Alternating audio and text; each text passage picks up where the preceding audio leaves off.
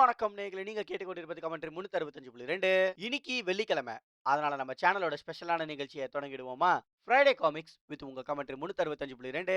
And நம்ம இன்னைக்கு பார்க்க போறது அப்சல்யூட் பேட்மேன் இஷ்யூ நம்பர் 6. ஓப்பனிங்கே ப்ரீவியஸ் இஷ்யூவோட சின்னதா ஒரு ரீகேப் கொடுத்துறாங்க. அதாவது பிளாக் மாஸ் அவரோட பார்ட்டிக்கு பொதுமக்களை இன்வைட் பண்ணி இந்த காத்தம் சிட்டியை கலவர பூமியா மாத்துறதா அவனோட பிளானே. அந்த பார்ட்டியில ஜாயின் பண்ற எல்லாருக்குமே ஹண்ட்ரட்ஸ் ஆஃப் டாலர்ஸ் கொடுக்கறதா தான் மென்ஷன் பண்ணிருப்பான். அதுக்காக ஜேகே ஹோல்டிங் கம்பெனி மூலமா சப்ளைஸ் ஸ்ட்ரீட்ல வந்து இறக்கிருப்பான். அது நம்ம நினைக்கிற மாதிரி சாதாரணமான சப்ளைஸ் கிடையாது. கம்ப்ளீட் வெப்பனைஸ்டு கன்ஸ் தான் இறக்கிருப்பான். அதனால காத்தம் சிட்டில இருக்கிற பொதுமக்கள் எல்லாருமே அந்த பார்ட்டி இன்விடேஷனை அக்செப்ட் பண்ணி காத்தம் சிட்டி அவன் நினைச்ச மாதிரி மொத்தமா கலவர பூமியாவே மாத்திடுறாங்க. சோ இங்க இது எல்லாத்தையுமே அந்த காத்தம் சிட்டி நியூஸ் ரிப்போர்ட்டர்ஸ் இந்த மாதிரி காத்தம்ல எல்லாருமே வயலன்ஸ் குள்ள இன்வால்வ் ஆயிருக்காங்க. அதனால இதை பார்த்துட்டு இருக்க பொதுமக்கள் யாருமே வெளியில வந்துடாதீங்க. அந்த முக்கியமா டோர்ஸ் எல்லாத்தையுமே லாக் பண்ணிட்டு உள்ளே இருந்துக்கோங்கன்னு ரிப்போர்ட் பண்ணிருப்பாங்க. ஆனா அதை நம்ம வேலன் கிராக் ஜிம்ல இருந்து பார்த்துட்டு இருப்பான். அப்போ அந்த இடத்துல ஏதோ ஒரு சத்தம் கேக்குது. அதனால வேலன், யோ மேன், நீ ஒரு தப்பான ஜிம்முக்கு வந்திருக்க. நான் Velan Jones, former AFC champion. நான் ரொம்ப நாளாவே ஒரு நல்ல சண்டைக்காக காத்துட்டு இருந்தேன். அதனால தேவையே இல்லாம என்கிட்ட வந்து மாட்டிக்காத அப்படின்னு நம்ம வேலன் சொல்லியிருப்பான். வேலன், நான் தான் வந்திருக்கேன்.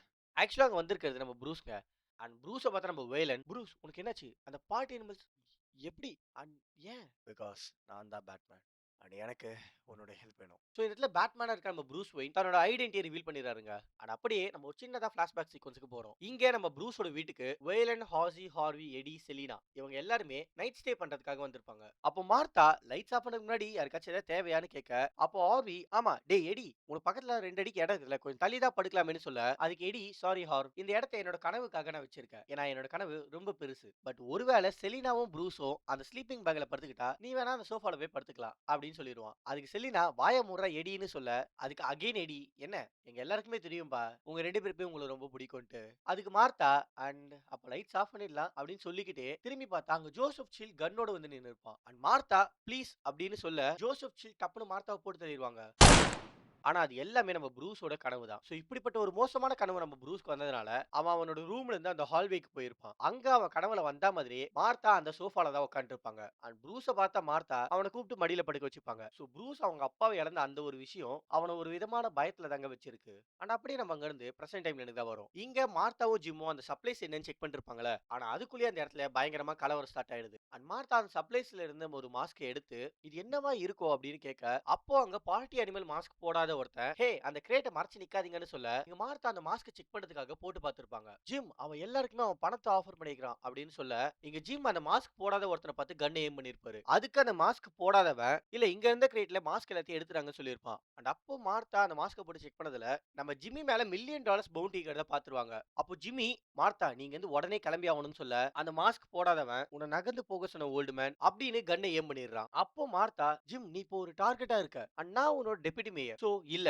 நான் எங்கேயுமே போக போறது இல்ல, நம்ம இதை எப்படியாச்சும் நிறுத்தியே ஆகணும்னு சொல்லிடுறாங்க. அண்ட் அப்படியே நம்ம ஜூலியா கிட்ட தான் வரும். அதாவது நம்ம ஆல்ஃபரோட பொண்ணு. இவ ட்ரெயின்ல அவளோட ஃப்ரெண்டு ரீ கிட்ட பேசிட்டு இருப்பா. அண்ட் ஜூலியா இன்னும் கொஞ்சம் ஸ்டாப்ஸ் தான் இருக்கு அப்படின்னு சொல்ல, அதுக்கு ரீ கொஞ்சம் ஸ்டாப்ஸ்னா 3 நாளா அப்படின்னு கேட்க, அதுக்கு ஜூலியா இல்ல இன்னும் 6 ஸ்டாப்ஸ் இருக்கு, பட் நான் உனக்கு ப்ராமிஸ் பண்றேன் ரீ, ஐ அம் ஃபைன் அப்படின்னு சொல்லும் போதே நம்ம ஜூலியோட போனுக்கு ஒரு எமர்ஜென்சி அலர்ட் வருது. அண்ட் அவ போயிட்டு இருந்த ட்ரெயின்ல பார்ட்டி அனிமல்ஸ் உள்ள வந்துடுறாங்க. அதனால ஜூலியா, ரீ நான் உன்னோட காலை கட் பண்ணிட்டு போலீஸ் கால் பண்ண போறேன் அண்ட் நீ வீட்டுக்குள்ளே சேஃபா இருந்துக்கோ, நான் சொல்றது கேக்குதா அப்படின்னு ஜூலியா சொல்லும் போதே நம்ம ஜூலியா பின்னாடி யாரோ ஒருத்தங்க வந்துடுறாங்க. ஆனா அப்படியே நம்ம ஆஸ் கிட்ட தான் வரும். சோ அப்ப நீ தான் அந்த பேட்மேன், ஆனா நீ அதை எங்ககிட்ட சொல்லணும்னு நினைக்கவே இல்ல அப்படின்னு பயங்கரமா டென்ஷன் ஆகி கத்திட்டு இருப்பான். அதுக்கு பேட்மேன், நான் உன்னை ப்ரொடெக்ட் பண்ணணும்னு நினைச்சேன் ஆஸ், இங்க எல்லாரையும் தான். இவ்வளவுதான் இப்ப தெரிஞ்சிருச்சு. வேலன் உன்னை அடிக்கணும்னு நினைச்சான் அண்ட் ஹார்வி உன்னை அரெஸ்ட் பண்ணணும்னு நினைச்சான் அண்ட் எடி ஒரு வாரத்துக்கு முன்னாடி கெஸ் பண்ணிட்டேன்னு சொன்னான். அண்ட் யாருக்கு தெரியும், செலினாக்கு இது பிடிச்சிருக்கும் வாய்ப்பு இருக்கு. பேட்மேன் அங்கதான் எடி சொன்னா பிளாக் மாஸ்கோட நெட்வொர்க்கை டவுன் பண்றது ரொம்ப கஷ்டம்ட்டு, பட் அந்த லோக்கல் சர்வர் கிராஷ் பண்ண முடியும், சோ அது இந்த போட்ல இருந்தா என்னால வெடிக்க வைக்க முடியும் அப்படின்னு பேட்மேன் சொல்ல, அதை கேட்ட ஆஸ், எது வெடிக்க வைக்க போறியா ப்ரூஸ், நம்ம திரும்பி காத்தம்க்கு போற அளவுக்கு தான் என்கிட்ட ஃபியூல் இருக்குது, சோ என்னால இங்கே இருந்து உன்னை காப்பாற்ற முடியாதுன்னு சொல்ல,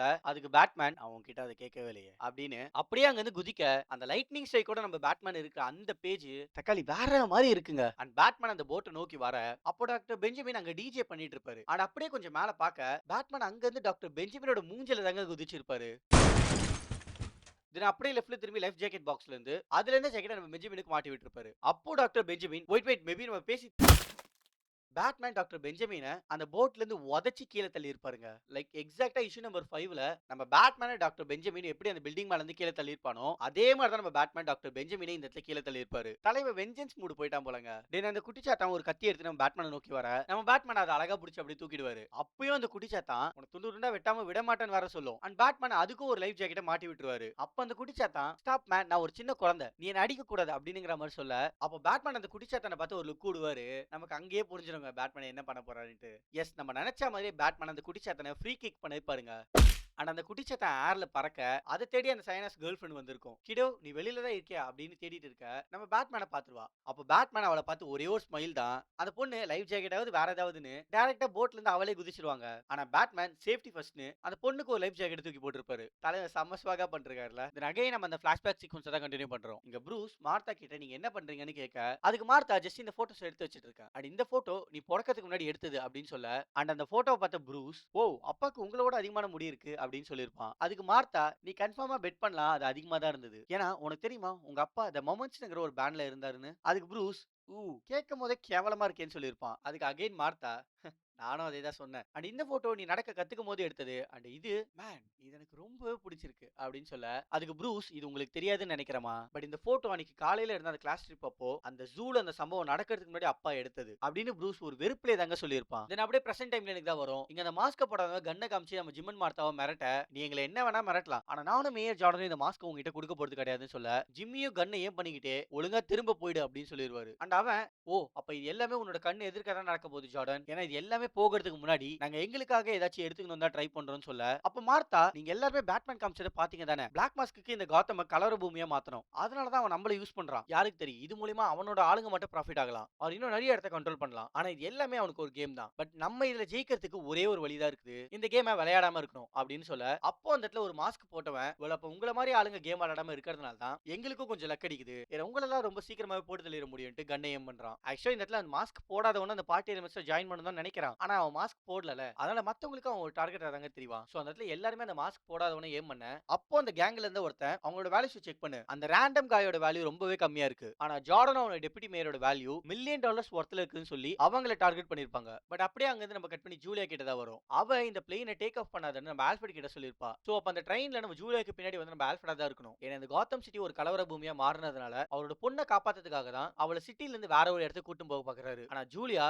எனக்கு இந்த இடத்துல ஒரு லைஃப் இருக்குப்பா, அண்ட் என்ன நம்பி இந்த இடத்துல நிறைய பேர் இருக்காங்க, அண்ட் நானும் அவங்கள ரொம்பவே கேர் பண்றேன், எனக்கு தெரியும் உங்களுக்கு இது ஒரு ஃபாரின் கான்செப்டா தான் இருக்கும்ட்டு, பட் அவங்க கஷ்டப்படும் போது கூட நான் அவங்க கூட தான் இருந்தாகணும்னு சொல்ல, அதுக்கு ஆல்ஃபிரட், இந்த காத்தம் கொஞ்சம் வாரத்திலே சேஃப் ஆனதுக்கு அப்புறம் நானே உன்னை எடுத்து வந்து விட்டுறேன், எனக்கு தெரியும் பிளாக் மாஸ்க் இந்த மாதிரி பண்ணுவான்ட்டு, சோ என்னால இந்த இடத்துல உன்னை இழக்க முடியாது அப்படின்னு ஆல்ஃபிரட் சொல்ல, அதுக்கு ஜூலியா, உங்களால இழக்க முடியாதுல, உங்களுக்கு தெரியுமா நான் சின்ன வயசுல என்னோட பெட் கடியில இந்த பேக்கை பேக் பண்ணி தான் வச்சிருப்பேன், அண்ட் அந்த பேக்கை அம்மாவோட கிளாசெட்ல இருந்தா எடுத்தேன், அதுல என்னோட ஃபேவரட் ட்ரெஸ், டாய்ஸ், புக்ஸ் எல்லாத்தையுமே பேக் பண்ணி உங்களுக்காக தான் வெயிட் பண்ணிட்டு இருப்பேன், ஏன்னா நீங்க நெக்ஸ்ட் டைம் ஒரு அட்வென்ச்சரான இடத்துக்கு கூட்டு போறேன்னு சொன்னீங்க, அண்ட் அதை தான் நான் எதிர்பார்த்துட்டு இருந்தேனே, ஆனா இப்போ இந்த பிளேன்ல உங்க கூட வரணும்னு எனக்கு எந்த விருப்பமும் இல்ல, கண்டிப்பா ப்ராமிஸ் பண்றேன் இந்த பிளேனை மட்டும் நீங்க டேக் ஆஃப் பண்ண சொன்னீங்கன்னா எனக்கு அப்பாவே கிடையாது அப்படின்னு சொல்லிடுறா. அப்போ அந்த பிளேனோட பைலட் நம்ம ஆல்ஃபிரட் கிட்ட, சரி எங்களுக்கு உங்களோட கிளியரன்ஸ் வேணும், நீங்க என்ன சொல்றீங்கன்னு கேட்க, அதுக்கு ஆல்ஃபிரட், நான் என்ன சொல்றேன்னா வீல்ஸ் அப் கேப்டன், எங்களை இந்த சிட்டில இருந்து கூட்டிட்டு போயிடுங்க அப்படின்னு ஆல்ஃபிரட் சொல்லிடுறாருங்க. சோ ஆல்ஃபிரட் தன்னையே இழந்தாலும் தன்னோட பொண்ணை மட்டும் இழக்க கூடாதுன்னு நினைக்கிறாரு, அண்ட் அது ரொம்ப சூப்பராவே இந்த இடத்துல காமிச்சிருக்காங்க. தென் அப்படியே நம்ம பேட்மேன் கிட்ட தான் வரும். இங்க பிளாக் மாஸ் நம்ம பேட்மேனை பார்த்ததும் அங்க இருந்து ஜம்ப் பண்ணி வர, நம்ம பேட்மேன் விடக்கூடாத இடத்துல கிக் விட்டுறாருங்க, அண்ட் பிளாக் மாஸ்க் அந்த வழியிலேயே, உனக்கு இன்னுமா புரியல, உன்னால தடுக்க முடியும் நினைச்சிட்டு இருக்க, ஏன்னா அட்லீஸ்ட் சொல்ல வச்சு விடு, நம்ம பேட்மேன் பிளாக் மாஸ்க்கு ஸ்பியர்லாம் போடுறாருங்க, அண்ட் கோ ஆன் பேசு அப்படின்னு சொல்லிக்கிட்டே அந்த பவுலிங் பால் எடுத்து பிளாக் மாஸ்க் போட்டு பொளந்து எடுக்கிறாருங்க, அண்ட் அதோட நிறுத்தாம அந்த ஃப்ளோரை உடச்சிக்கிட்டு மறுபடியும் சொல்லு எந்த விஷயம் முக்கியமே இல்லைன்ட்டு, ஆனா எனக்கு இது ரொம்பவே பிடிச்சிருக்கு, ரொம்பவே பிடிச்சிருக்கு, so please Roman go on அப்படின்னு நம்ம பேட்மேன் சொல்ல, அப்ப பிளாக் மாஸ்க் ஒரு ஸ்டிங் எடுத்து நம்ம பேட்மேனோட கழுத்தை லாக் பண்ணிடுறான். அப்ப பேக்ரவுண்ட்ல நம்ம மார்த்தா, எனக்கு தெரியும் ப்ரூஸ் இந்த போட்டோ அப்ப எடுத்ததுதான்ட்டு, அதனால தான் எனக்கு அது ரொம்பவே பிடிச்சிருக்கு அப்படின்னு மார்த்தா சொல்ல, அதுக்கு ப்ரூஸ், இல்ல எனக்கு புரியல அப்படின்னு சொல்றான். அதுக்கு மார்த்தா, ஒரு சில விஷயங்கள் ரொம்ப கஷ்டமா இருக்கும்போது அதெல்லாம் மாத்த முடியும் நம்புறதுலாம் ரொம்ப ஈஸியான விஷயம் இல்லைன்னு சொல்ல, அப்படியே பேரலா இந்த சைஸ் சயானஸ், உனக்கு தெரியுமா நான் அந்த பண்ணிங்களை பத்தி பொய் சொன்னேன்ட்டு, என்னோட ஃபேவரட்டே அதுங்களுக்கு வழி தெரியாம கொள்றது இல்ல, அதுங்க கடைசி வரைக்கும் உயிரோட இருக்கிறதுக்காக சண்டை போட்டு கஷ்டப்படுதே அதுதான். அண்ட் அப்படியே இந்த சைடு மார்த்தா, பட் இந்த போட்டோவ நான் பார்க்கும்போதெல்லாம் அத தான் பார்க்கிறேன் அப்படின்னு சொல்ல, அகைன் பேரலலா பிளாக் மாஸ்க் நம்ம பேட்மேனோட கழுத்த இறுக்கிக்கிட்டே போல்ட் வரும்னு அவங்க நம்பாதப்போ,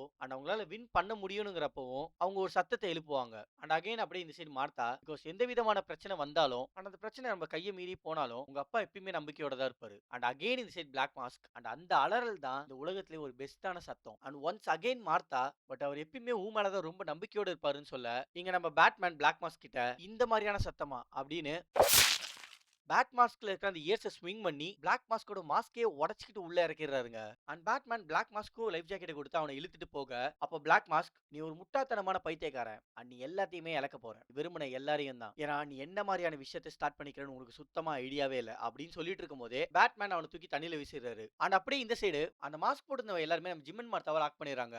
அப்போ அதுல இருந்து ஒருத்தன், என்னால ஒரு உமனை கொல்ல முடியாது, அதனால நம்ம ஜார்டனை போட்டு தட்டு மொத்தமா ஸ்பில் பண்ணிக்கலாம்னு சொல்ல, அதுக்கு அந்த குரூப்ல இருந்த இன்னொருத்தன், ஃபைன் லேடி கோ, ஒழுங்கா என்னோட மைண்ட் சேஞ்ச் ஆகிறதுக்குள்ளே ஓடி போயிடுன்னு சொல்லிடுறான். அண்ட் அப்படியே நம்ம பேட்மேன் அந்த லோக்கல் சர்வர் இருக்கிற இடத்துக்கே வந்துடுறாரு. அண்ட் பேக்ரவுண்ட்ல சின்ன வயசு ப்ரூஸ், நீங்க இறந்து போற மாதிரி எனக்கு நைட் மேர்ஸ்லாம் வருதுன்னு சொல்ல, இந்த சைடு மார்த்தா அந்த மாஸ்க் போட்டுருந்தவங்க கிட்ட, இல்ல நீ அந்த மாஸ்க் போடுறதுக்கு முன்னாடி நான் உன்னோட ஃபேஸை பார்த்துட்டேன், அதனால இது எல்லாமே முடிஞ்சதும் கண்டிப்பா நீ இந்த விஷயத்துக்கு பதில் சொல்லுவேன்னு மிரட்டி இருப்பாங்க. அண்ட் ஜிம்மியும் மார்த்தாவை எப்படியே தடுக்கலாம் தான் ட்ரை பண்றாரு. ஆனா மார்த்தா, சோ நீ அவனை கொல்றதா இருந்தா நீ என் கிட்ட இருந்தே ஸ்டார்ட் பண்ணு, பட் நல்லா கேட்டுக்கோ, நாங்க இதோட ஒரு பெட்டரான ஆளுங்க அப்படின்னு சொல்ல, இந்த செட் பேட்மேன் அந்த சர்வரை பிளாஸ்ட் பண்றதுக்காக அவர் எடுத்துட்டு வந்த கிரனேட் ஒரு மொத்த பின்ஸையும் அன்லாக் பண்றாரு. அண்ட் அப்படியே பேக்ரவுண்ட்ல ப்ரூஸ் கேட்ட கேள்விக்கு மார்த்தா ஆன்சர் பண்றாங்க. நான் கண்டிப்பா ஒரு நாள் இறந்து போக தான் போறேன் ப்ரூஸ் அப்படின்னு சொல்ல, அண்ட் அதுக்கேத்த மாதிரி இந்த மாஸ்க் போட்டுருந்தவன், ஐம் சாரி மிஸ்டர் ஸ்வைன் அப்படின்னு கன்னை ஏம் பண்றான்.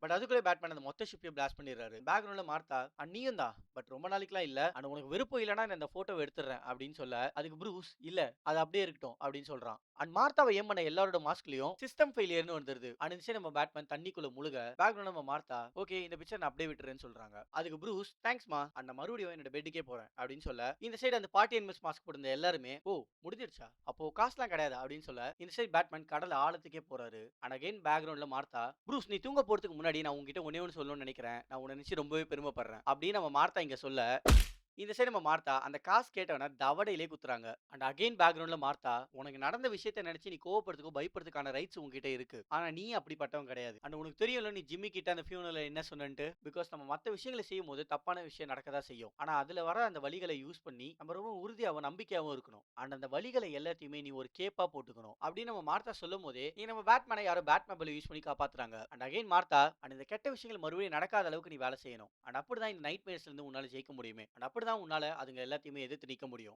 எப்பயுமே அப்படின்னு நம்ம மார்த்தா சொல்லும் போது நமக்கு தெரிய வருது நம்ம பேட்மேனை காப்பாத்துனது ஆல்ஃபிரட்னு. தென் ஆல்ஃபிரட் நம்ம பேட்மேனை கரைக்கு கூட்டிட்டு வந்து, சோ இப்போ நான் இங்க தான் இருக்க போறேனா, உன்னை நான் இப்போ சரி செய்றேன் அப்படின்னு நம்ம ஆல்ஃபிரட் சொல்ல, அப்படியே இந்த இஷ்யூவை முடிக்கிறாங்க. பட் வெயிட் பண்ணுங்க நேயர்களே, இந்த இஷ்யூல எப்போலாக் இருக்கு, அதுவும் தரமான எப்போலாக். சார் காத்தம் சிட்டில ஏதோ பிரச்சனை இருக்குன்னு சயானஸ் ரிப்போர்ட் பண்ணா அப்படின்னு அந்த ஏஜென்ட் சொல்ல, அப்பதான் நமக்கு தெரிய வருது அவன் யார்கிட்ட பேசிட்டு இருக்கான்ட்டு, அது நம்ம ஜோக்கர், அதுவும் அப்சல்யூட் ஜோக்கர். அண்ட் இந்த இடத்துல ஜோக்கர், நான் முழிச்சுக்கிட்டேன், நேரமும் வந்துருச்சு, சோ வேனை கூப்பிடு அப்படின்னு சொல்ல, டு பி கண்டினியூ போட்டு அப்படியே முடிக்கிறானுங்க. தக்காளி இந்த இஷ்யூ ஃபுல்லாவே அல்டிமேட்டான சம்பவம் பண்ணிக்கிறானுங்க. பத்தாவது வரைக்கும் இதுல ஜோக்கரை வேற எப்போலாக்ல வைக்கிறீங்களேடா. எனிவே அப்சல்யூட் பேட்மேனோட கதை இனிமே தாங்க பயங்கரமா எக்ஸ்பேண்ட் ஆகவே போகுது. சோ அது எப்படி போகுதுங்கிறத அடுத்த ஃப்ரைடே காமிக்ஸ்ல பார்க்கலாம். அண்ட் அது வரைக்கும் நீங்க கேட்டுக்கொண்டு இருப்பது கமெண்ட்ரி 365.2.